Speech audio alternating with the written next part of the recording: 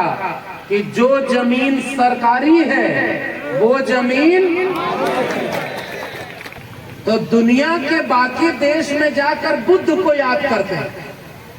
अब भारत में लौटे न तब 10 लाख का सूट, 1.5 लाख का चश्मा, 8 करोड़ का गाड़ी, 8,000 करोड़ का जहाज, अकुल कैले के बाद कहा न कि हम तो फकीर आदमी हैं, हमारा क्या है, झोला उठा के चल।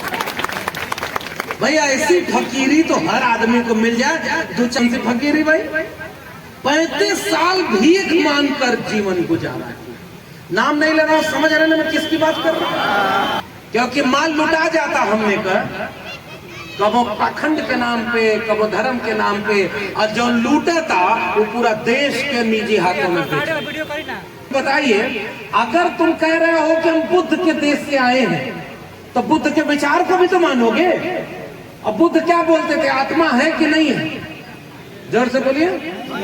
है, तुमको पता होना चाहिए। वसीम बरेलवी का शेर है और मुझे पता है कि इस पूरे इलाके में साझा विरासत की संस्कृति है कि कौन सी बात कहां कैसे कही जाती है, इसका सलीका हो तो हर बात सुनी जाती है। और एक बिगड़ी हुई औलाद भला क्या जाने कैसे माँ बाप के चेहरे से हंसी जाती है। से पूछना चाहते हैं, इस देश को वर्ण व्यवस्था में किसने बांटा?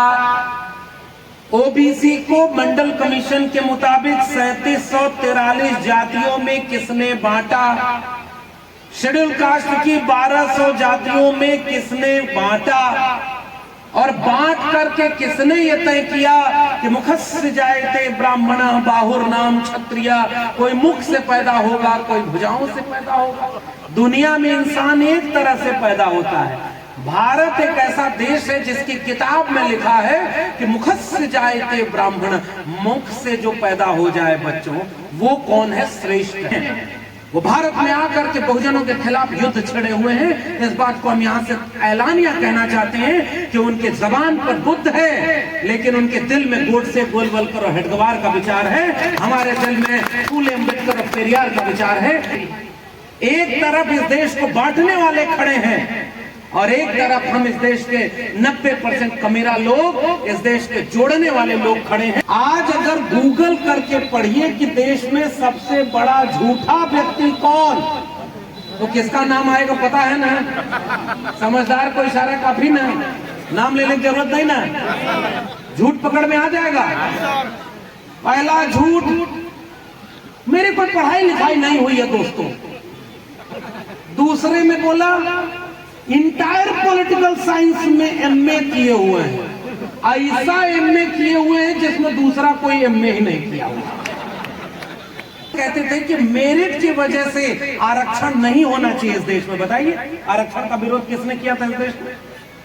और जब आरक्षण लागू हुआ, बाबा साहब डॉक्टर भीमराव अंबेडकर के संघर्षों और महापुरुषों के संघर्षों के बाद 1990 में विश्वविद्यालय में आरक्षण लागू हुआ और पहली बार आपके समाज के बीच से प्रोफेसर बनने लोग निकले, यूनिवर्सिटी टॉप किया।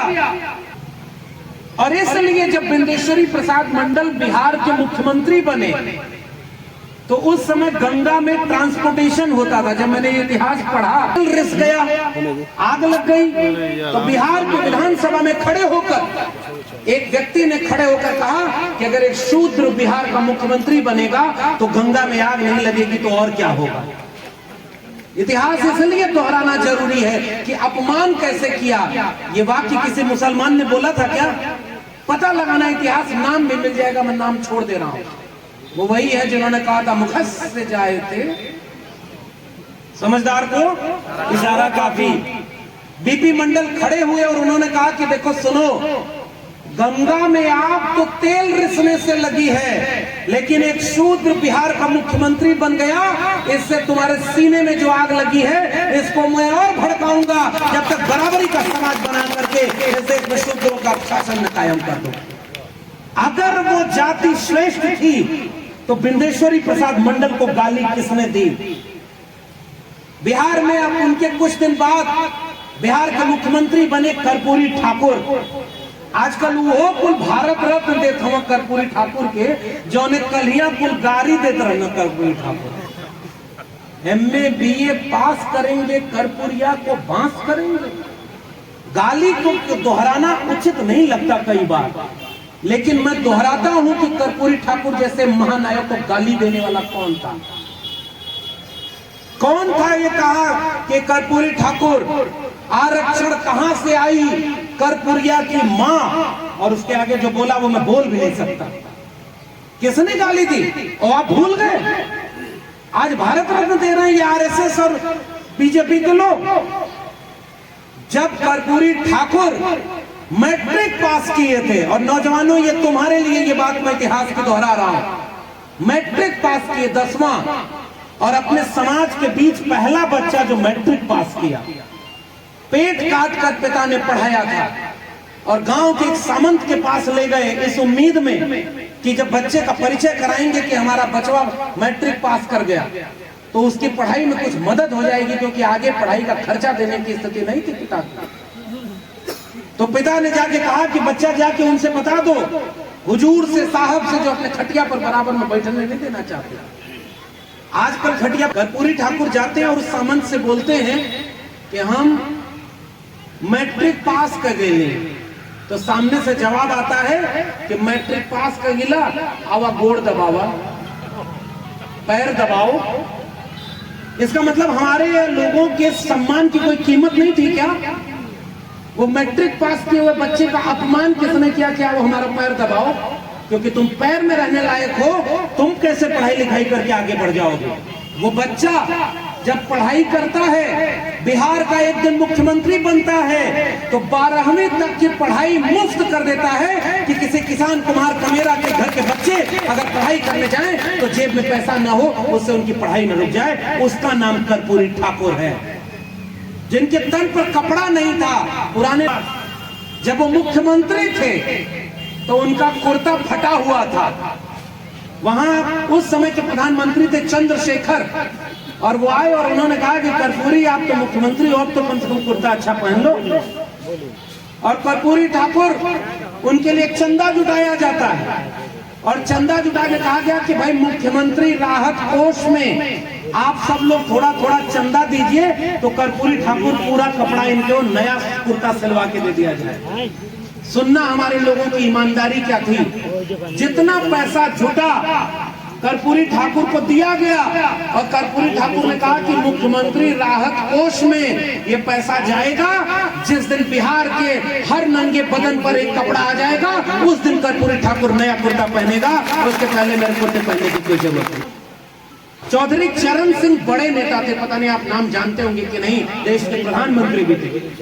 लोक दल उस समय हुआ करता था, जनता दल। उसका प्रचार करने जब कर्पूरी ठाकुर के गांव गए तो उन्होंने कहा कि मैं तुम्हारे घर चलना चाहता हूं। घर कच्चा था, टूटा फूटा मकान था। जाते जाते उन्होंने कहा कि मैं कुछ आपको मदद करा देता हूं, एक नया घर बनवा लो कर्पूरी। उन्होंने जो मदद की, उस पैसे से कर्पूरी ठाकुर ने अपने गांव में एक सरकारी स्कूल बनवा दिया कि गरीब का बच्चा उसमें मुफ्त पढ़ाई करे, और उनका घर उनके मरने के बाद भी कच्चा ही पड़ा रहा। ये ईमानदारी थी। प्रदेश में मुख्यमंत्री थे राम नरेश यादव, तो दिल्ली से अपमान करने वालों ने गालियां दी कि दिल्ली से चमड़ा भेजा संदेश, और बार बनावे कर्पूरी और भैंस चरावा राम नरेश। बाल बना कहते हैं कि मैं 35 साल भीख मांग कर गुजारा किया। तो 35 साल भीख मांगे, रेलवे स्टेशन पे चाय बेचा, और जब देश बेच दिया तो पता ही नहीं चला। उनके भक्तों की हालत क्या है? चाय बेचते उनको किसी ने नहीं देखा, देश बेचते पूरा देश देख रहा है, फिर भी कह रहे हैं कहां कुछ बेचता हूं। उनके तो ना आगे नाथ न पीछे पगहा। कहावत समझ में आई ना कि करे बदल लुटी। हाँ, उनके तो क्यों हैये ना है, जेकरे क्यों हैये ना हो वह सबसे बड़ा लुटेरा होला। एक इतिहास अगर पढ़ल जाई तो ये समय का इतिहास बतावल जाई कि कुल भारत लूट करके अपने दोस्त के बेच डालना कि हम तो फकीर आदमी हैं, झोला लेके चल जाए। क्या नारा लगाया था कि सौगंध वो बेच रहे हैं भारत को, मैं चैन से कैसे सो जाऊं। समझे तो ना लोग? वो लूट रहे हैं भारत को, खामोश न कैसे हो जाऊं। हाँ मैंने कसम उठाई है, मैं देश नहीं बिकने दूंगा, सौगंध मुझे इस मिट्टी की, मैं देश नहीं झुकने दूंगा। और जब से बने प्रधानमंत्री, पहले रेल बेचा, फिर रेल की पटरी बेचा, फिर बैंक बेचा, BSNL बेचा, MTNL बेचा, LIC बेची, एयरपोर्ट बेचा, वादा किया था कि हवाई चप्पल वाले को हवाई जहाज में उड़ाएंगे, हवाई जहाज बेचा, हवाई चप्पल वाला नीचे देखा तो हवाई चप्पलों बिक गया है। बारी बारी एक एक चीज अपने दोस्तों को बेचता चला गया वो आदमी, और उसने तो पहले ही बोल दिया था कि वो फकीर है, झोला लेके चल जाएगा। डॉक्टर अंबेडकर ने इसे संविधान का राष्ट्र बनाया है, इसलिए इस सम्मेलन का मकसद यह है, पहचानो कि संविधान नहीं था तो तुम्हारे पास क्या नहीं था। खटिया पर बैठने का सम्मान था क्या?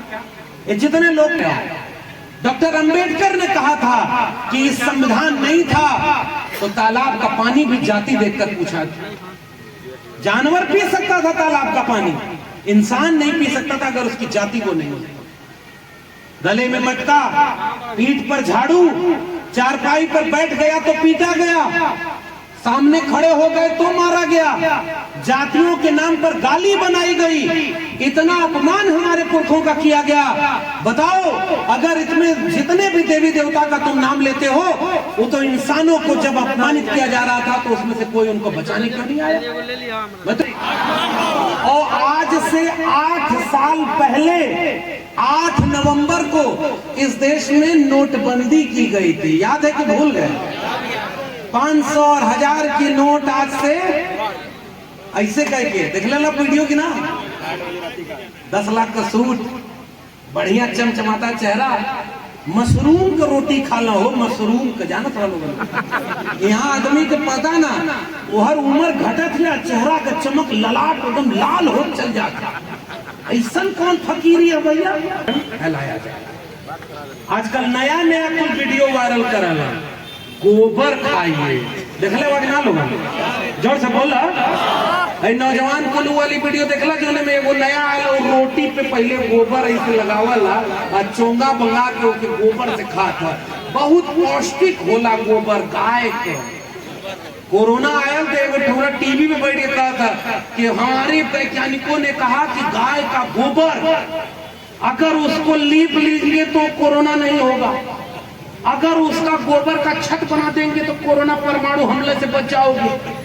हम कहने के अगर 250 ग्राम रोज खायल करा तो बुद्धि भी बढ़ जाएगी।